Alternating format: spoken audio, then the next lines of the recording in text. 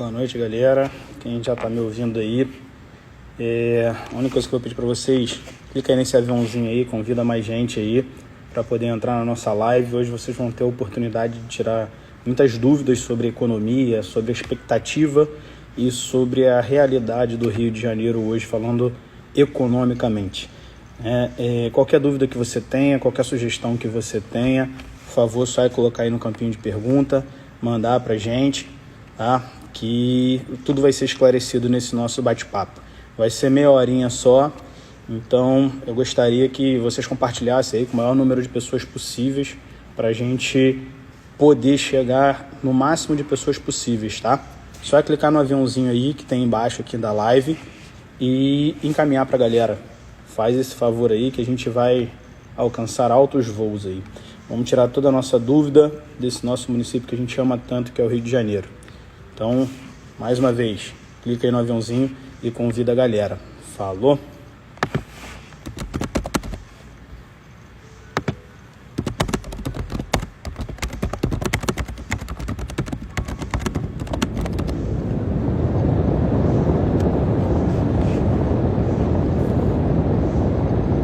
E aí, rapaziada, vamos ver aí, ó.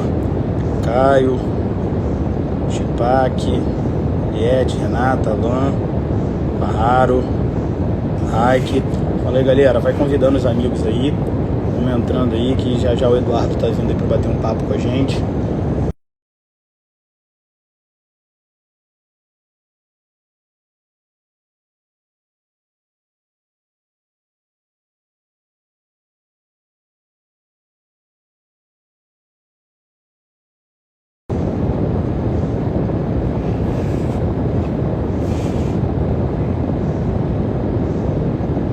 Opa, fala aí, Dirceu, seja bem-vindo. Fala aí, Saulo, Leonardo. Fala aí, rapaziada, seja bem-vinda. Compartilha aí, ó, clica no aviãozinho, encaminha aí para os amigos de vocês, convida a galera para a live aí. Hoje a gente vai ter uma oportunidade ímpar, tirar dúvidas sobre economia, sobre o cenário atual do Rio de Janeiro e o cenário futuro. Tá? Conto com a presença de todos vocês aí, se vocês puderem compartilhar com os amigos, chama aí que vai ser muito importante, tá? Conto com a presença de todos vocês aí. Fala aí, Armeneide, fala aí, João, fala aí, Tiagão, seja bem-vindo aí. Fala, Alex, tamo junto, irmão.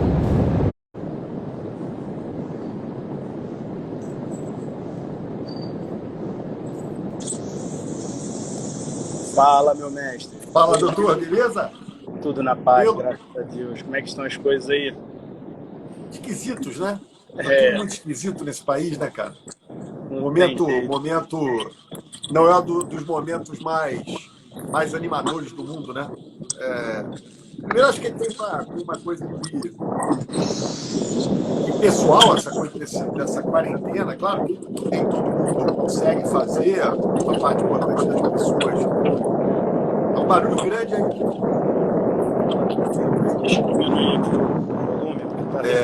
Aqui. Ficou melhor agora? Tá muita coisa. Conseguindo ouvir aí? Assim, melhorou muito. Pronto, vamos lá. Mas eu acho isso, que a gente vive um momento estranho, porque você tem essa coisa pessoal, de novo, que nem todo mundo consegue fazer o tal do isolamento social, tem que trabalhar e tal, mas, enfim, para quem consegue estar respeitando esse isolamento é muito ruim. Né? Enfim, também tem uma coisa de uma instabilidade política, de uma brigalhada política que não devia estar acontecendo nesse momento. Né? Agora é a hora das pessoas estarem dialogando, conversando, se juntando, unindo para levar... Com certeza, né? Cuidado que senão já começa a falar... Os verdadeiros líderes fazem isso, né? É um perigo. No momento mais difícil, eles se unem e nem que seja com a sua oposição. Exatamente. Não tem jeito. Dudu, eu queria começar com uma perguntinha aqui para você, né? Que tem muitos amigos aqui que estão entrando. Eu pedi para a galera clicar aqui no aviãozinho aqui embaixo, compartilhar e chamar mais gente, para a gente poder tirar todas as dúvidas da galera aí, né? Então, eu queria começar com uma pergunta muito simples, porque tem muita gente que nasceu para cá, está completando 18 anos, uma galera que tem 17, 16, né, que não teve muito contato com a sua gestão, não teve muito contato com a sua carreira política. Né? E eu queria começar com a seguinte pergunta. O que te fez entrar para a política? Eu venho de uma geração, eu estou com 50, né? Então, em 1985, né, quando eu tinha 15 anos de idade, o Brasil passava pelo processo, iniciava o processo de reabertura democrática. Né? Você tinha tido a anistia no final dos anos 70, início dos anos 80, né? Em 85 começa o movimento das diretas já. Esse movimento das diretas já, Igor, ele foi um movimento que mobilizou muito as pessoas, principalmente os mais jovens naquele momento, né, para o processo de participação na política. Então, o moleque ali, comecei a acompanhar aquilo. Na verdade, um pouquinho antes daquilo, não, bem que esse foi o momento que me causou a mesma espécie. A eleição de 82 já me chamou a atenção pela primeira vez. Foi a primeira eleição que você teve para governador, a eleição com o Brizola, né, se elege governador do Rio. Aquela eleição já me chamou a atenção, mas ali eu comecei a participar. E aí, enfim, eu sou um filho da classe média alta do Rio, né? Venho de uma família de ninguém político. Meu pai é advogado, minha mãe professora, enfim, não tenho relação política nenhuma, não tenho na família relação política nenhuma. Meu pai me preparou para ser advogado, né? Fiz direito na PUC e tal, enfim, e tocar a vida, ganhar dinheiro, mas acabou, enfim, eu comecei a acompanhar a política e um pouco esse desejo de transformar. Né? As pessoas elas só conseguem olhar para o político, e as razões são evidentes disso ser assim, mas as pessoas só conseguem olhar para o político, né, como o cara entrou na política para se dar bem. Né? Assim, Infelizmente.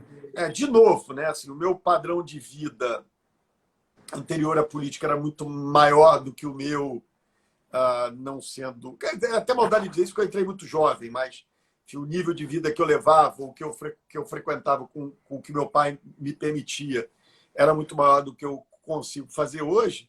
E nesse momento mesmo, você sabe disso, eu sou executivo de uma empresa multinacional, cuido da América Latina inteira, ganho muito mais do que, né, que eu ganhava quando eu era prefeito. Mas não é o que faz minha cabeça, não é o que me apaixona, não é o que me deixa com vontade de acordar cedo todo dia e dormir tarde. Espero que eles não O espírito gestor, né? Quando a gente é contagiado pelo espírito gestor, não tem jeito, né? É um pouco isso. Quer administrar. A vida pública você tem essa coisa de mudar a vida das pessoas para melhor, né? Você tem essa capacidade de satisfazer, de melhorar a vida dos outros. Claro, né, os erros que você comete, eles também acabam sendo mais impactantes, mas é muito legal você poder melhorar a vida das pessoas, impactar a vida das pessoas de maneira possível, é muito legal. Não, show de bola. Tô vendo aqui a galera entrando, comentando, né, falando bastante coisa aqui. Eu queria saber um pouco da tua experiência, Eduardo, como administrador. A gente viu, você foi um dos prefeitos que fez a melhor gestão, né, no Rio de Janeiro. A gente via a cidade mais limpa, mais organizada, né, principalmente quem transitava bastante pelas principais vias, como a Avenida Brasil, a Avenida das Américas, que quando você recebeu era um verdadeiro campo minado de buraco, né? Você revitalizou a cidade, cuidou bastante, né? Manteve o padrão da cidade em um nível de excelência, né? Principalmente quando a gente fala de cuidado com todo o patrimônio público. E aí eu queria saber, você falou que a sua formação é como advogado, e esse teu espírito gestor vem da onde? Cara, eu acho que é uma coisa meio natural. Claro, eu fiz alguns cursos na vida. Eu tenho uma especialização em políticas públicas e governo, feito na UFRJ. Né? Tive algumas experiências de gestão, mas vem muito menos teórica e mais prática. Eu diria o seguinte, uma tese que eu tenho é a seguinte, Igor, governar, né? É estudo da vida que a gente faz. Né? Tem 90% transpiração, 99% transpiração, 1% inspiração. Né? Quer dizer, eu acho que nada substitui o trabalho, né? Nada substitui acordar cedo, dormir tarde, se dedicar. E a vida pública exige muito isso, né? Porque você não tem horário de trabalho quando você está numa função como prefeito. Né? Você não tem essa coisa, meu horário de trabalho é de tal hora, tem fim de semana, não tem nada. Né? Eu sei bem que a minha profissão também é assim, né? Corretor de imóvel a gente também não tem hora, não tem lugar, não tem jeito. Mas, cara, pode ter certeza que a vida pública, o bicho pega mais forte. Mas por isso é que tem que ter muita vocação, você tem que gostar muito, né, daquilo, porque Eu vejo, assim, uma coisa que mais me indigna nos governantes, né, é quando eu vejo o cara, ele se elege, pede voto para todo mundo, né, sai por aí pedindo voto, enche o saco das pessoas, e aí chega no poder e fica reclamando da vida. O cara ganha eleição e fica lá, meu Deus, não aguento mais, ai, tô cansado, ó a vida, ó céus. Tá É difícil, absurdo, receber a entendeu? casa quebrada, é sempre a mesma É história, né? isso, sabe, tem que tocar a vida, né? Então, assim, as pessoas se candidatam por isso. Então, eu acho que mesmo os meus adversários mais ferrenhos conseguem reconhecer em mim uma disposição, desculpa aqui a expressão, um tesão de trabalhar pelo Rio, que sempre foi o que eu tentei ter nos anos que eu tive na prefeitura. Uhum. Eu te chamei para essa live, o intuito, né, e o tema que eu falei com os meus amigos, com as pessoas que me seguem aqui, é para a gente falar um pouquinho do cenário econômico, né? A gente sabe que o mundo inteiro está passando por uma situação calamitosa, né? Não tem ninguém fora desse surto, né? Não tem ninguém livre desse surto. E eu queria fazer uma pergunta. Como é que você enxerga hoje o cenário econômico do Rio de Janeiro? Olha só, a situação. Vamos começar pelo Brasil. A situação do Brasil é muito difícil já há alguns anos. Se você for olhar, em 2014 a gente já teve um ano muito difícil, é que a Dilma estava disputando a reeleição ali, então ela forçou a mão com medidas para animar a economia, mas já havia uma situação, você já percebia que a economia entrava numa fase ruim. Em 2015 e 2016, meus 2 últimos anos de mandato, o PIB caiu 7,5%, 3,5% um ano, 4% no outro, 3,5% e 3%, enfim, mas 7,5% de queda no PIB, que é um número absurdo. Pra você ter uma ideia, com essa loucura toda que nós estamos vivendo esse ano, a previsão do FMI para a queda da economia brasileira é de 5%. Né? Então, você imaginar, numa época normal, a gente caiu 3,5% no ano, 2 anos seguidos 7,5%. E depois a gente vem aliás, eu quero lembrar, isso foi 15, 16, quando? Mas como é que foi difícil, né? Porque as pessoas falam, Eduardo, você pegou um momento fácil. Não, 14, 15, 16, meus 3 últimos anos do meu mandato, com uma Olimpíada para fazer. Basta ver, o Pezão não pagava salário de servidor do Estado e a Dilma estava sendo empichada em Brasília. Então, uma crise política com crise econômica é muito parecido com o que a gente vive vivendo esses anos todos. Depois você teve em 17, 1% de crescimento, 18% de crescimento, 19% de crescimento, que é absolutamente ridículo para o padrão brasileiro. E vem essa situação agora. Quer dizer, que muda a situação, mas a gente também não via num cenário favorável. Né? O cenário era muito ruim já. As previsões esse ano já vinham caindo, era de crescer 1% de novo. Né? Isso num país como o Brasil, tão desigual, com a queda que teve ali atrás, é um absurdo completo. É óbvio que essa crise nacional ela impacta nos estados e municípios. Não tem a menor dúvida disso. Né? E aí é que faz a diferença, Igor, o gestor local. Né? Porque se você for olhar, esquece agora, vamos olhar pré-coronavírus, né? Agora é um momento diferente. Mas se você for olhar, o Brasil inteiro estava recuperando emprego, né? Estava a economia começando a avançar, tal, e o Rio de Janeiro não. Né? A cidade do Rio, especialmente, não.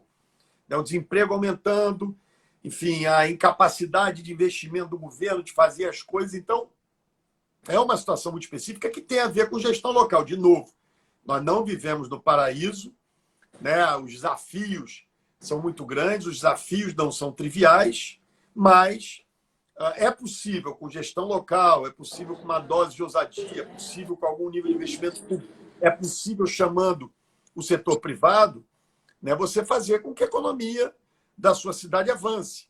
Né? Eu escrevi um artigo no Globo no sábado, não sei se você viu, né, que eu falava um pouco sobre isso. Quer dizer, a gente vive um momento nessa crise, né, olhar sempre o seguinte, um pouco até o seguinte, as cidades do mundo elas foram formadas a partir de doenças. Né? Assim, o saneamento como bem universal nas cidades de países desenvolvidos, alô SEDAI, né, foi iniciado, foi universalizado em meados do século XIX. Por que eu falei de SEDAI aqui? Porque nós estamos falando do século XXI, de uma agenda no século XIX que a gente ainda não conseguiu resolver aqui no Brasil. E aí, claro, eu estou falando do caso do Rio. Né? Então, essa crise que a gente vive, ela também pode ser uma oportunidade para que o Rio saia dela de uma melhor maneira. Quer dizer, vou dar 2 exemplos aqui. Três exemplos, dois exemplos bem-sucedidos, Chicago e São Francisco, né? Uma, São Francisco depois do terremoto, Chicago depois de um grande incêndio, são cidades que descobriram as suas vocações econômicas e se fortaleceram economicamente. Um caso ruim, Galveston, que é um porto no Golfo do México, no Texas, né, nos Estados Unidos também, é uma cidade que teve um furacão, era um porto importantíssimo, deixou de ser, perdeu o protagonismo. Então, esses momentos de crise são momentos que você pode usar para jogar para cima, né, ou pode jogar para baixo. Então, eu acho que o esforço agora tem que ser o seguinte, vai esperar a lambança ou o momento ruim que a gente vive para planejar isso, para pensar nisso? Não. Vamos cuidar de vidas, vamos cuidar de proteger as pessoas nesse momento, mas sabendo que isso um dia vai passar, que isso vai melhorar, qual é o plano para lá para frente? Isso tem que ser começar a se planejar a partir de agora, não pode ficar adiando isso. Você acredita que a gente consegue sair aí com facilidade dessa crise econômica que, infelizmente, né, essa pandemia causou no mundo, mas tratando do micro, né, Rio de Janeiro, você acha que é viável uma saída com facilidade da parte econômica? Olha só, a gente não é um país isolado, né? Enfim, o Brasil está no contexto global, o Rio está no contexto brasileiro. Aliás, um comentário, né? Você deve ter visto hoje, né, o barril de petróleo no mundo sendo vendido a preço negativo. Né? Chegou a menos $24, cara. Foi absurdo. Pagando para se livrar do barril, porque não tem onde enfiar barril. Isso afeta, não a cidade do Rio, que acaba recebendo muito pouco de royalties do petróleo, mas afeta de maneira brutal o Estado. Na hora que afeta de maneira brutal o Estado, a cidade sente. Né? Você tem uma série de serviços sendo prestados pelo Estado aqui. Então, esse é um desafio. Né? Então, assim, a gente não está numa cidade isolada, mas dá para você, com uma boa gestão na prefeitura, com os incentivos corretos, né, com o manejo correto, com o estabelecimento de prioridades adequadas, dá para você melhorar. Não é, de novo, não é que você vai transformar o paraíso num inferno. Né? Isso você não consegue. Não dá, né? Essa mágica não se faz. Mas você tem como melhorar muito. E assim, eu acredito muito nisso. O Brasil, o Brasil em 2008, né, o mundo entrou numa crise profunda, a economia foi para o buraco, e o Brasil ali surpreendeu e, com medidas corretamente adequadas ali, conseguiu avançar. O que você enxerga hoje, né, como um dos mecanismos assim propulsores da economia carioca? O turismo, a cultura, qual que você acha assim como o principal mecanismo? Olha só, você tem os óbvios, né? O Rio tem um supercluster de óleo e gás. Estamos falando do petróleo, que por mais que o preço esteja caindo, essa coisa em algum momento equilibra. Né? Então, esse é um tesouro que a gente tem finito. Né? Então, ser a capital brasileira do óleo e gás, isso é um aspecto importante. Aqueles que são mais conhecidos, o turismo é uma vocação natural da nossa cidade, né? Do nosso estado. Para isso, um elemento fundamental que é a segurança, a infraestrutura turística melhorou muito. Né? Você tem um setor fundamental que é o da economia criativa. Né? Vamos chamar aqui de indústria sem chaminé. Né? O Rio tem uma vocação para isso. Né? Então, essa indústria do conhecimento, né? Enfim, que engloba um monte de coisa, né? Que engloba inovação, que engloba evento, né? Que engloba cultura. Né? Isso tem um ambiente natural aqui no Rio de Janeiro, o audiovisual, que engloba nisso também. Então, isso é uma vocação natural do Rio. Tem uma vocação para serviços, muito impressionante. É uma cidade com muitos centros de pesquisa. Vamos aqui dar um exemplo. Nesse momento do coronavírus, onde a saúde pública, pandemias, enfim, são discutidas, o Rio é sede da Fundação Oswaldo Cruz, né, que é um laboratório, uma instituição um dos principais centros de infectologia, né? Exatamente, quer dizer, e aliás foi considerado pela OMS e é referência na América do Sul para os assuntos do coronavírus. Então, assim, essas são as vocações que a gente tem que são naturais, né? Agora, como é que a gente avança em outros setores? Né? Como é que a gente identifica novas vocações? Né? Será que o Rio não pode ser um cluster de startups em determinado segmento? Né? Por exemplo, na área de identificação de tecnologia, de aplicativos para a redução da desigualdade social, para a superação de problemas sociais, uma cidade com os problemas que o Rio tem. Quer dizer, aliás, eu estava lendo um artigo outro dia, né? Eu acabei de falar aqui do saneamento como solução para pandemias em meados do século XIX. Né? Eu faço outro comentário. Talvez o saneamento dessa crise, né, tem a ver com tecnologia. Né? Quer dizer, será que a gente não podia estar utilizando melhor os mecanismos que a gente dispõe? Aliás, tem iniciativas já nessa direção, né, com aplicativos para controlar a pandemia. Né? Hoje tem países já anunciando a abertura um pouco mais da economia nesse sentido. Então, é um pouco nessa linha. Certo. O que você acha no Rio, né, como uma das fontes de gerar capital, gerar emprego, desenvolvimento da construção civil e do mercado imobiliário carioca? Vocação natural. Né? Aí é um pouco aquela história. O que é que o mercado imobiliário, a construção civil, ele precisa de gente, né, de pessoas de classe média, né, claro, precisa de financiamento nacional, né, mas precisa de gente querendo comprar. Né? E esse é um setor super intensivo em mão de obra, né, que gera muito emprego. Né? Se a gente for olhar para a indústria da infraestrutura, né, quer dizer, por que cargas d'água, né, a gente não pode avançar aqui? Isso está acontecendo no Brasil inteiro. Tá? Na Bahia, eles acabaram de lançar, o governo do Estado, uma PPP de, sei lá, 10 bilhões de reais para construir uma ponte ligando Salvador e Itaparica. Não sei se a ponte é boa, se é ruim, não sei o que a ponte vai fazer, mas, enfim, mostra que tem espaço para isso, que tem investidor internacional pronto para isso. Né? São Paulo está toda hora lançando concessões e PPPs. Por que isso acontece aqui no Rio? Né? Por que não se dá para fazer isso? Né? Quer dizer, são coisas que a gente fez quando eu estava na prefeitura. O VLT é uma PPP, o Porto Maravilha é uma PPP, né? Quer dizer, a Transolímpica é uma concessão pedagiada. Né? Quer dizer, são todos mecanismos que você pode se utilizar para que a economia possa avançar. Né? Então, e é possível fazer, óbvio, você precisa ter um grau de confiança do investidor privado grande, né? De que não vai haver ruptura de contratos. Isso tudo é que vai alimentar, né, a confiança, né? E a indústria do A atual mercado gestão imobiliário, perdeu por muita exemplo. credibilidade, a confiança. Você vai ter mais executivo, uma classe média comprando mais apartamento. Né? Quer dizer, o Rio pode pegar um programa tipo Minha Casa Minha Vida, né, que tem um financiamento garantido lá do governo federal, e como é que participa disso mais ativamente, né, fazendo os acertos urbanísticos que devem ser feitos.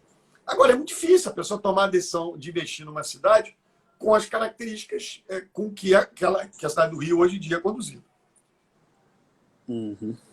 Realmente. Tem uma pergunta aqui da Vanusa, tá? Foge um pouquinho do tema, mas a gente tem que prestigiar as pessoas. Né? Ela estava perguntando se você fosse... Pergunta difícil também vale, não fica só uma pergunta fácil, não. Não tem problema não. Vamos lá. Ela perguntou, num cenário, você como prefeito, como seria a administração das clínicas da família? Sim, as clínicas da família foram criadas, né, pela gente, no meu governo. E a clínica da família, o que é? Para quem não usa aqui o serviço público de saúde, o que é a clínica da família? Aliás, para quem tem um plano de saúde, quem tem grana para pagar médico particular vai entender o que eu estou dizendo. Né? A gente, quem tem filho, vai entender melhor ainda. A gente, quando tem nossos filhos, quando são pequenos, são cheios daqueles ites, né? Oitite, amidalite, sei lá, que tanto it que criança tem. Muito bem. O que a gente faz quando nossos filhos, quem tem grana para pagar plano de saúde, faz quando o filho tem uma IT dessa? Liga para o doutor. Vai ao médico, né, se a febre perdurar mais que 2 dias, dá uma olhadinha e tal, e ali resolve o problema. Estou falando de uma coisa básica. Né?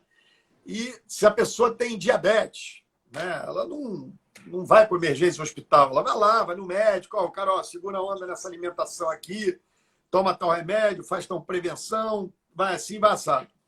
O que a pessoa que não tem serviço de plano de saúde e o serviço público, o que ela fazia muito? Vai para a emergência do hospital. Porque você não tinha o que a gente chama de unidade básica de atenção, né? Aquilo que é o primeiro contato da pessoa. Né? E nós que temos plano de saúde, pelo menos eu que tenho plano de saúde, eu só vou parar no hospital no caso de emergência, que é o que o hospital e a emergência do hospital é feita para ser. Ninguém tem que ir para emergência por causa de uma amidalite. Tem que ir para emergência infartado, acidentado. Então, as clínicas da família, que a gente chama de atenção básica na saúde, elas têm esse objetivo, na verdade são espaços de saúde. 80% dos problemas que a gente tem, Igor, podem ser resolvidos numa clínica da família. E a gente chegou a 4,5 milhões de cariocas, né? Dos 6 milhões e 300 mil cariocas que temos, 6,5 milhões de cariocas que a gente tem hoje, a gente chegou a 4,5 milhões. Né? Era difícil ter um lugar na cidade em que uma pessoa que não tivesse plano não tivesse acesso a uma clínica da família, né? Com a sua equipe de saúde, né? E funcionando. E pode perguntar para as pessoas, né? Como é que era a minha clínica da família, como é que está. É porque, óbvio, a pessoa reclama... Sucata que está hoje, né? Complicado. Não, quando sempre. Tem alguém, né? A pessoa vai reclamar sempre. Eu vou para um hospital privado, pessoa não é doença. Né? Eu tenho um problema de saúde que eu já tive 500 vezes, que é porcaria de pedra no rim. Né? Eu já pariu filho no mundo, mulheres que já pariram já tiveram pedra no rim. Acho que pedra no rim dói mais que parir. Eu sei que minha mãe me diz isso, várias mulheres que eu conheço dizem isso. É um horror. Mas, todas as vezes que eu precisei para um hospital por causa de pedra no rim, eu fui para uma unidade de saúde privada, né? E também não fiquei feliz com o atendimento, porque dói pra caramba, é um horror, enfim, você quer sempre que toda a atenção do mundo. Mas, assim, as clínicas sempre funcionaram muito bem. Aliás, desculpa aqui o comentário, Igor, mas se você for olhar, quer dizer, a gente está tendo, nesse momento de crise, uma ressignificação do Estado e do Sistema Único de Saúde. Né? Pô, ainda bem que a gente tem um SUS. Imagina se a gente não tivesse o SUS, imagina se a gente não tivesse condições de um atendimento adequado hoje, né? Não tivesse as pessoas mais pobres. Em cada canto desse país, né, tem lá uma unidade de saúde com, às vezes não tem o médico, mas tem o enfermeiro, né, para dar instrução, para dar o primeiro atendimento no SUS. Então é um momento importante. A clínica da família é o SUS raiz. Né? Vamos chamar assim, teve um comentário que passou agora há pouco que é a maior realidade, né? Todos os bons projetos que você implementou na cidade, né, todos eles foram largados de lado. Né? A clínica da família foi sucateada, o BRT foi sucateado, né? O bolsão que você fez, que evitava muito alagamento naquela região da Tijuca, Praça da Bandeira, foi sucateado. E a gente só vem vendo o Rio de Janeiro sofrer cada vez mais, com as chuvas, com os descasos com o transporte público, que a maior parte da população utiliza, né? As clínicas da família, todos os serviços que trouxeram, né? O Parque Madureira, tudo que vocês trouxeram de bom para a cidade, acabou ficando sucateado. Eu não sei o porquê, né? A grande maioria dos políticos pensando que deixando de lado um projeto do anterior, né, vai ganhar alguma coisa. Pelo contrário, tem que aproveitar o que é bom e criar coisas novas, né? Pelo menos é o meu pensamento e acredito que é o da maioria aqui também. Eu dava, até para eu dizer aqui, não, o Crivella me persegue, ele deixou de cuidar das coisas que eu fiz. Eu até ia ficar feliz se fosse só isso. O problema é que ele não cuidou de nada. Né? Ele não cuidou das coisas que eu fiz, mas também não cuidou das coisas que os outros fizeram. Basta andar nas ruas. Né? Basta se deslocar pela cidade do Rio de Janeiro.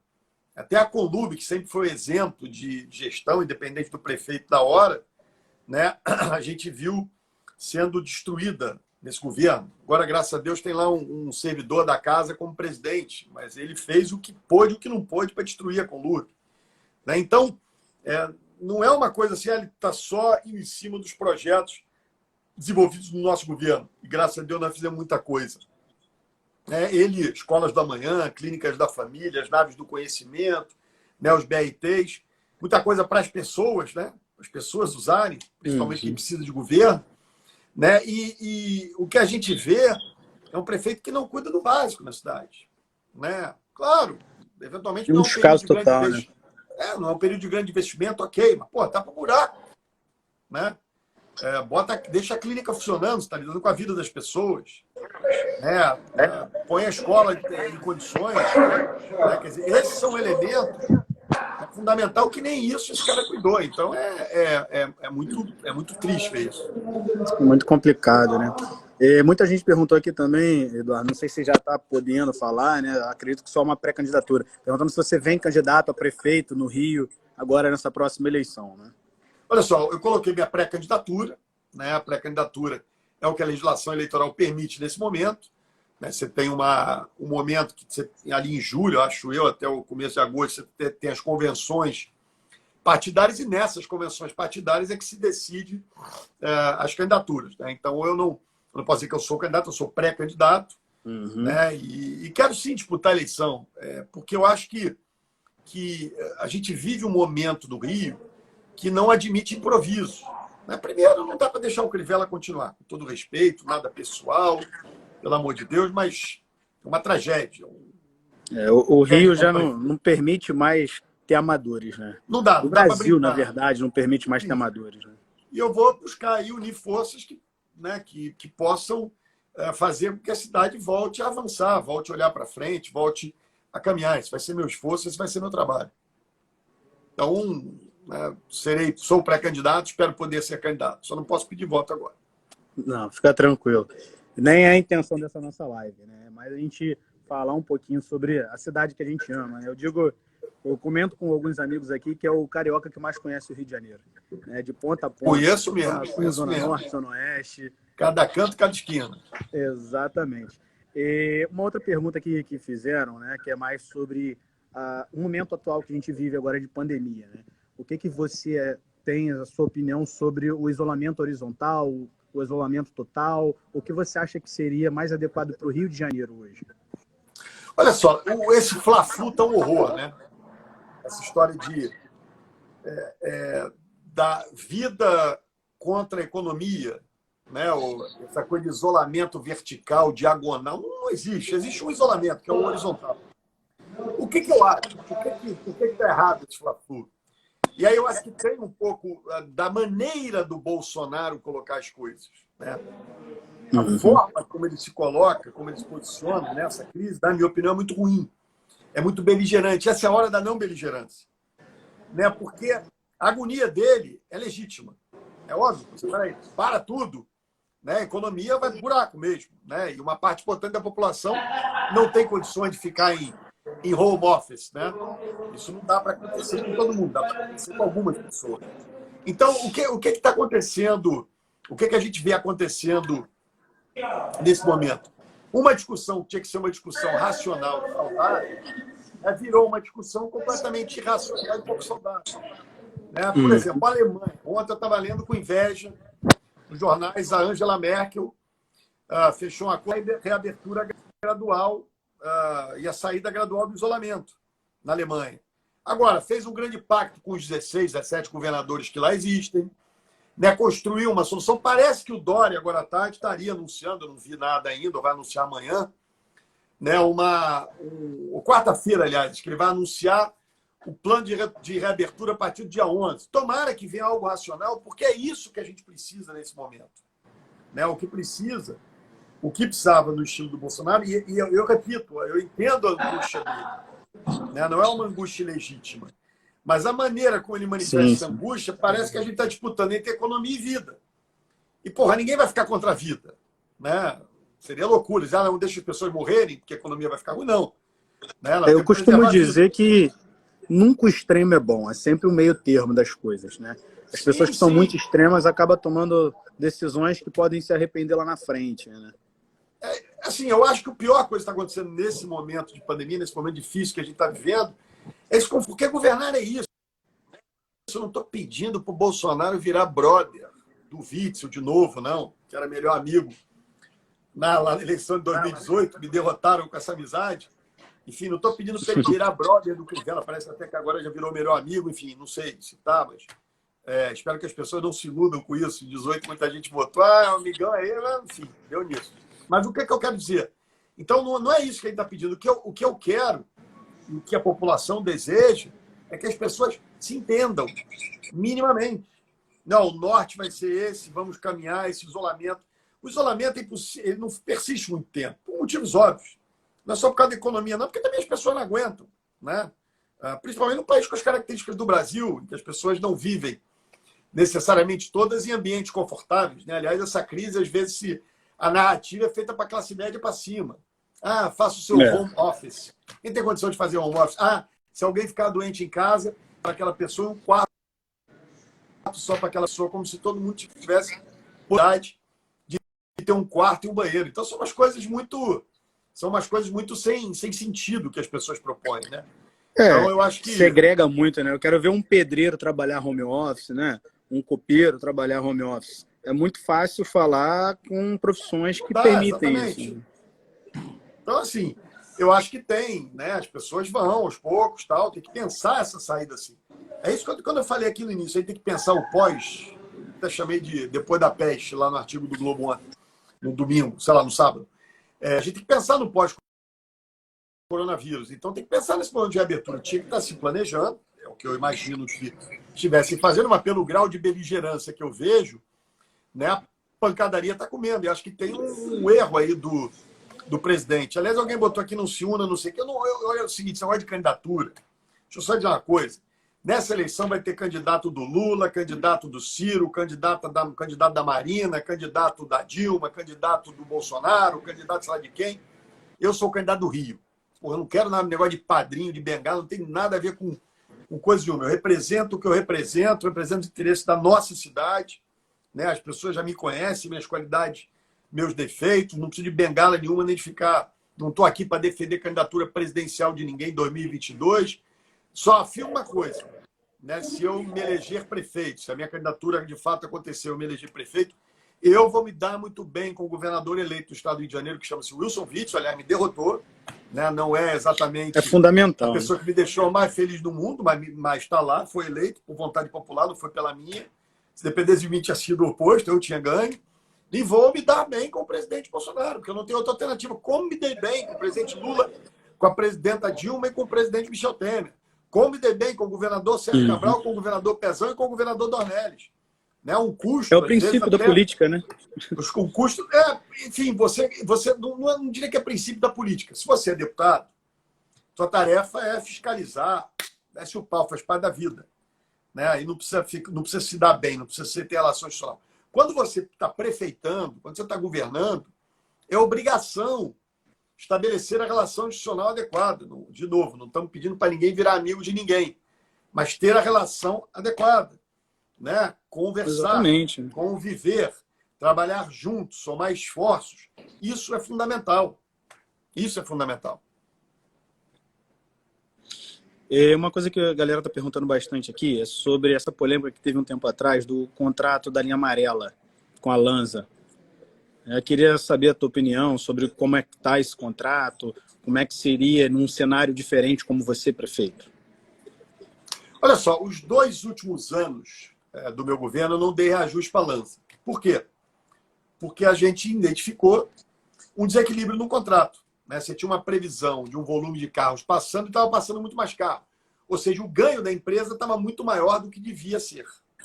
A gente provocou a Lanza e disse, tem um desequilíbrio econômico-financeiro, a cláusula do contrato prevê essa discussão para que haja o reequilíbrio econômico-financeiro e a Lanza não queria fazer o reequilíbrio econômico-financeiro.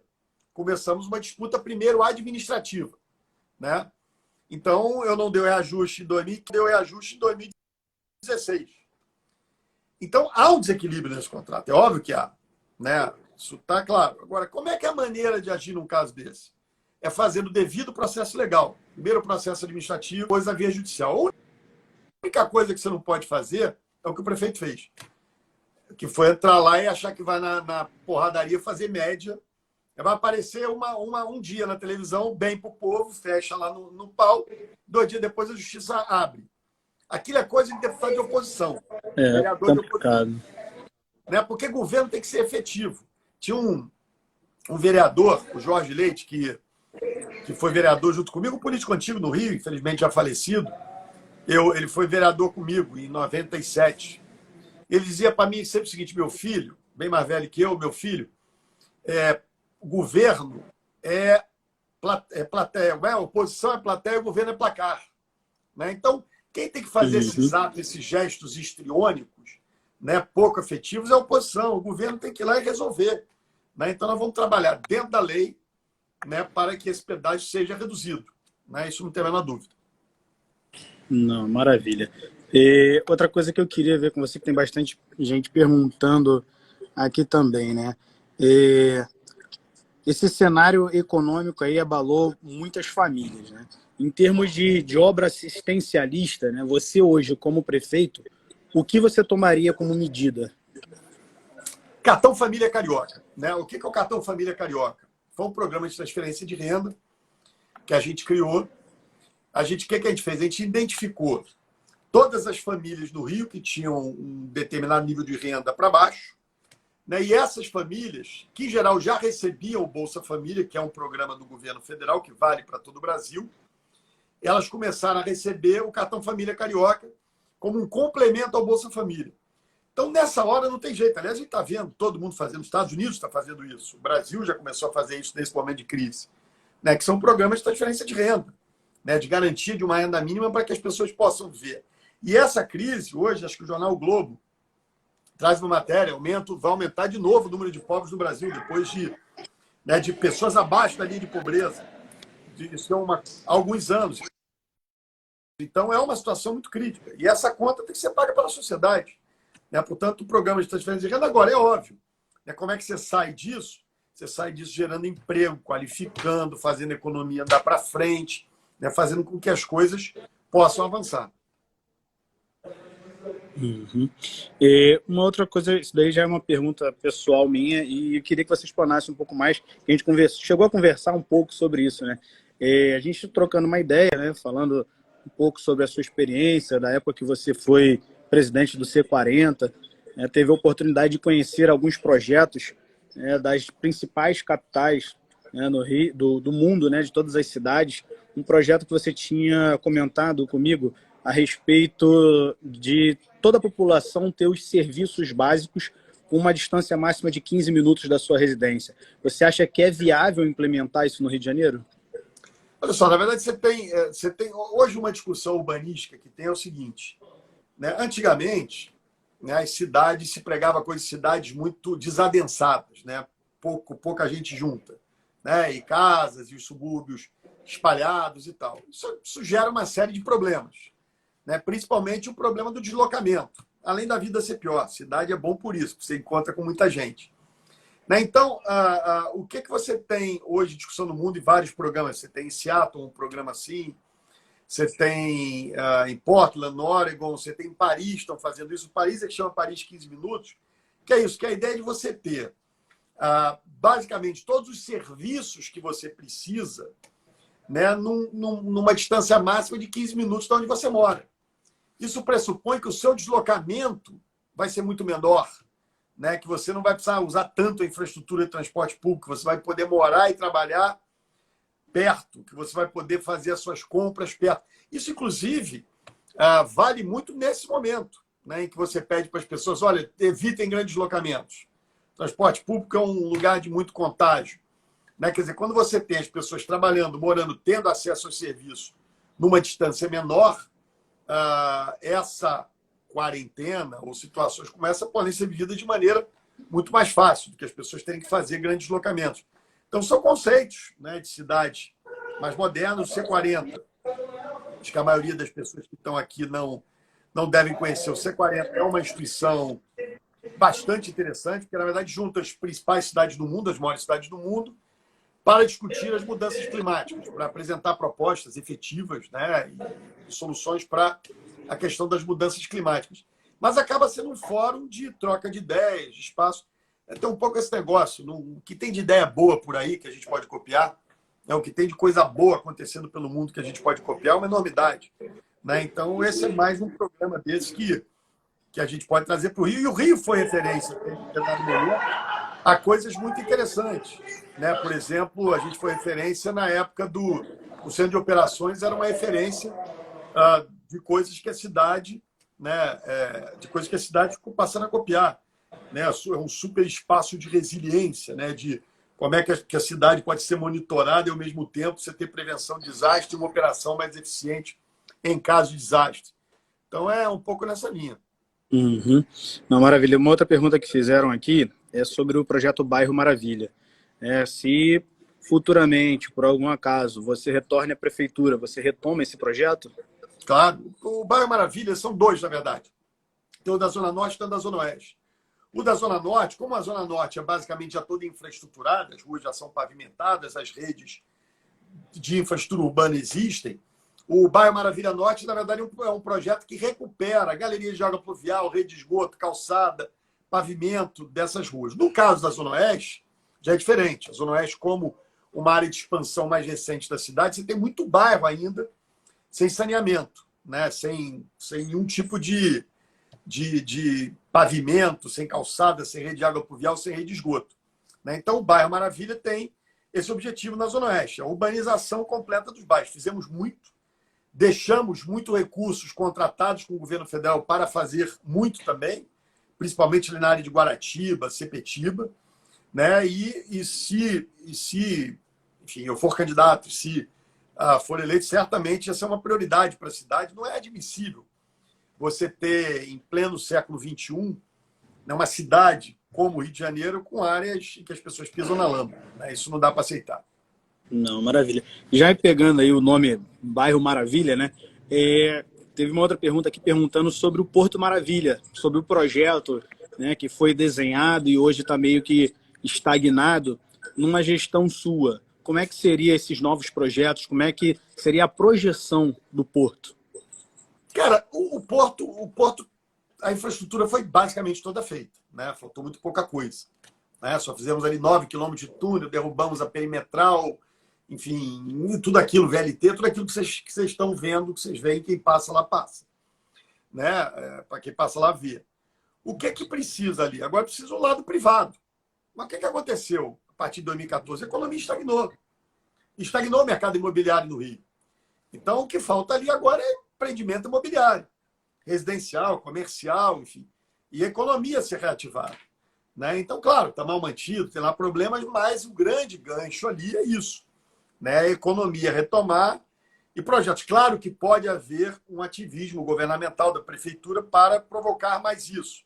Mais articulação com a Caixa, que é detentora das CEPACs, o FGTS, né? Com mais articulação com o setor privado para fazer aquele mercado aquecer. Mas a verdade é que também a economia precisa crescer. Né? Então, a gente vive um momento de muita estagnação. Você está no setor de imóveis, você sabe disso. Quando se ensaiava uma retomada, para tudo. Né? Imagino que não tem ninguém comprando nada nesse momento. E uma outra pergunta que fizeram aqui também, né? Deixar o nosso legado olímpico de lado. Isso vai ser uma das suas prioridades também? Por exemplo, hoje a gente vê o Parque Olímpico sucateado, né? Aquele espaço todo foi um grande desperdício hoje, na visão do povo hoje, né? Como é que seria uma gestão sua? Não é verdade, tá? Assim, aí eu vou dizer isso o seguinte. Primeiro, estou falando do legado esportivo, né? Ali tem dois erros, né? Aquelas duas arenas que eram provisórias, tinham que ter sido desmontadas e ainda não foram, né? O que está lá vinha funcionando muito bem. Acho que tinha lá a autoridade do legado olímpico, tem lá hoje uma estrutura do governo federal que funciona. Né? A gente é usado a cada 2 anos no Rock in Rio, tem eventos lá bastante permanente, né? com bastante assiduidade, falei a expressão correta. Né? Então, assim, os equipamentos ali existentes, e ali tem um empreendimento imobiliário para sair, mas, de novo, sem economia de andar, de lanchar, o privado vai ficar segurando para fazer o empreendimento. Claro que pode ter mais ação, mas as pessoas acabam... Eu te garanto que é muito melhor que o legado de Londres. Né? O Parque Olímpico de Londres, o estádio que eles fizeram para Londres, né? Só um estádio, o Estádio Olímpico, o estádio da abertura da Olimpíada de Londres, custou mais que todos os nossos estádios juntos. Né? Tóquio, agora, se for ver os preços das coisas lá, pouquíssimo recurso privado. Então, a gente fez uma Olimpíada de muito sucesso, com muito recurso privado, com muito benefício para a cidade. É mentira quando o prefeito fala que está pagando dívida olímpica. Não tem uma dívida olímpica para ele pagar. Todos os estádios, todos os equipamentos esportivos, aquilo que foi feito pela Olimpíada, foram pagos no meu tempo de governo, aliás, com mais recursos federais do que da prefeitura. Né? Eu botei muito dinheiro privado, botei a prefeitura a botar muito dinheiro privado, trouxe muito privado. O Parque Olímpico é uma PPP. Né? Ali, pra você ter uma ideia, fazer um número aqui. A gente gastou, nos meus 8 anos de governo, em saúde e educação, 65 bilhões de reais. Tá? Para fazer estádios olímpicos, a prefeitura gastou 579 milhões de reais. Ou seja, comparando educação e saúde com gastos olímpicos, é menos de 1%. Sim. Certo? Menos de 1%. E mais, quer dizer, tudo foi pago na minha época. Não tem dívida olímpica nenhuma. Né? Você tem infraestrutura da cidade que foi pago com financiamento. Né? Isso é normal. O nível de endividamento da cidade do Rio de Janeiro é um nível baixo, né? Perfeitamente equilibrado, uma das melhores condições das grandes cidades brasileiras. Então, falta gestão, falta competência mesmo. Um comentário aqui que fizeram sobre o que a gente estava falando lá do Porto Maravilha, né? Eu vou só te pedir para a gente começar daqui a pouco, encerrar, porque não finalizar, já vamos finalizar aqui às 19. falar, E tem que dar um comentário aqui tempinho que, aí no banheiro, entendeu? Eu também sou filho de Deus. que as CPACs não acompanharam, né, a baixa do mercado imobiliário. É verdade, verdade, né? Quer dizer, aí tem um jogo de especulação de quem gerencia esse CPACs, né, que não quer perder, porque teve um investimento grande ali. Né? Então, por isso que eu disse aqui, né? Quem fez esse comentário conhece aí do mercado, né? O que tem que se fazer ali é um ativismo governamental para negociar. Ó, vamos reduzir aqui o CPAC, faz um leilão. A maioria das pessoas deve estar nem entendendo o que ele está falando aqui, porque tem uma complexidade, mas faz um leilão de CPAC, né, pequeno, né, para permitir alguns projetos aqui, residenciais, comerciais, enfim, isso dá para fazer. Agora, precisa de diálogo, dá trabalho, tem que jogar a bolinha para cá, puxar saco para lá, levantar a pipa para o outro, fazer não sei o que, rebolar aqui, dançar, cantar música. Não tem jeito. Dá Faz trabalho parte. pra caramba, entendeu? Para a gente encerrar aqui, né? A gente falou, acabou que a gente pegou economia, pegamos financeiro, mercado imobiliário, educação, esporte, lazer, cultura. Para encerrar aqui, falar só um pouquinho do meio ambiente, que é uma pergunta que fizeram aqui também, que eu acho bastante importante, principalmente para a gente aqui da Zona Oeste, né? Sobre o tratamento das lagoas daqui de Jacarepaguá, né? Desse complexo. Essa é uma... Sem empurrar o problema com a barriga, mas é um problema do Estado, da SEDAI. Né? Eu resolvi, na Zona Oeste eu resolvi. Você está falando da Zona Oeste / Jacarepaguá. Né? Isso. A Zona Oeste, AP5, Bangu, Campo Grande, Santa Cruz, Sepetiba, eu fiz uma concessão para o setor privado, né, do saneamento, e foi um acordo que eu fiz com a SEDAI. Tive que rebolar para caramba, fazer acordo com a SEDAI, com o governador, aprovar a lei na LERJ, falar com o deputado, dar trabalho. O Crivella está brigando, antes estava brigando com o Pezão, agora está brigando com o Witzel, na questão da Barra de Jacarepaguá. Então não tem jeito. Você faz emissagem submarino, mas todos os rios de Jacarepaguá, né, sem esgoto. Lá na Boiúna não tem esgoto. Lá no fundão da Taquara não tem esgoto. Lá na Praça Seca não tem esgoto. Lá no Tanque não tem esgoto. No Pechincha não tem esgoto. O que vai acontecer? Em boa parte dos condomínios da Barra não tem esgoto. O que acontece? Vai para a Lagoa e não tem jeito. Tem o que fazer, né? Enxugar gelo, né? Enxugar gelo. É absurdo. Assim, isso paga para o setor privado. Né? Não muda a vida das pessoas. Na Zona Oeste está acontecendo, Bangu, Campo Grande, Santa Cruz, sem ter dinheiro público. Né? Incompetência mesmo. Desculpa, me irrita essas coisas. Eu queria agradecer a tua presença. Imagina, tem muita prazer. pergunta aqui que a gente não conseguiu fazer. Eu queria te convidar para uma próxima live. Vamos embora. Tá? Porque tem muita gente perguntando aqui.